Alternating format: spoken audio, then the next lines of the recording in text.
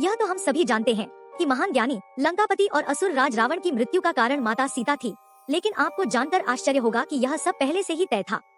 वाल्मीकि रामायण के अनुसार रावण की कुदृष्टि सीता पर पूर्व जन्म में भी पड़ी थी, जिस कारण माता सीता ने रावण को श्राप दिया था कि उसकी वजह से ही रावण का अंत होगा। आइए जानते हैं कि देवी सीता के कौन से श्राप के कारण रावण की मृत्यु की कहानी पहले ही तय हो चुकी थी। पुराणों के अनुसार राजा कुशध्वज और मालावती की कन्या वेदवती देवी लक्ष्मी के अंश से उत्पन्न हुई थी। वेदवती बचपन से ही तेजस्वी कन्या थी, उन्हें वेद मंत्र अर्थ सहित याद थे। वेदवती भगवान नारायण की परम भक्त थी और उनसे विवाह करना चाहती थी। वेदवती ने भगवान नारायण को पति रूप में प्राप्त करने के लिए वन में कठोर तप शुरू कर दिया। एक दिन आकाशवाणी हुई कि अगले जन्म में भगवान विष्णु को पति रूप में पाने का सौभाग्य प्राप्त होगा, लेकिन वेदवती ने अपना तप नहीं छोड़ा। वेदवती की तपस्या से प्रसन्न होकर भगवान विष्णु स्वयं उनके सामने प्रकट हुए। तब भगवान विष्णु ने बताया कि इस जन्म में यह मुमकिन नहीं है, लेकिन अगले जन्म में वह जरूर उनकी पत्नी बनेंगी। भगवान विष्णु की पूजा करने के लिए वेदवती गंधमादन पर्वत चली गई। एक दिन असुर राज रावण उस पर्वत से होकर गुजर रहा था, तभी वेदवती पर उसकी नजर पड़ी और वहीं रुक गया। रावण ने वेदवती की सुंदरता पर मोहित होकर विवाह का प्रस्ताव दिया, जिसे वेदवती ने ठुकरा दिया। विवाह प्रस्ताव ठुकराने के बाद रावण को क्रोध आ गया और उसने वेदवती के केश पकड़ लिए।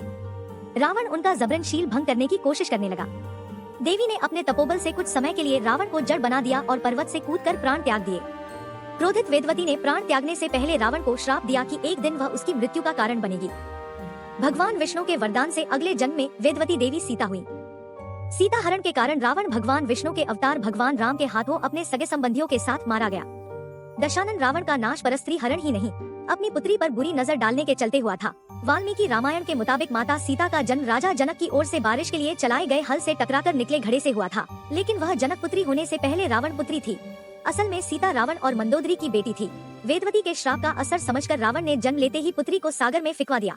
सागर में डूबती कन्या सागर देवी वरुणी को मिली, जिन्होंने उसने धरती की देवी पृथ्वी को सौंप दिया, जहाँ से वह राजा जनक और रानी सुनैना को मिली और कालांतर सीता के रूप में जानी और पूजी गई। राम विवाह और पंचवटी में सीता के अपहरण के चलते श्री राम ने लंका पर चढ़ाई कर रावण वध किया। रामावतार में जब राम, लक्ष्मण और सीता 14 वर्ष के लिए वन में थे, तो इस दौरान राम ने सीता को वेदवती के श्राप की बात बताई और सीता को अग्नि में समर्पित कर दिया। सीता के रूप में वेदवती प्रकट हुई, तब सीता के रूप में रावण ने वेदवती का हरण किया था। जब रावण का वध हो जाता है, तब सीता की अग्नि परीक्षा होती है। इसमें वेदवती अग्नि को समर्पित हो जाती है और माता सीता अग्नि से बाहर आती है। आशा है आपको ये जानकर अच्छा लगेगा। Thanks for watching. If you like this video then do like, share and subscribe my YouTube channel for more videos.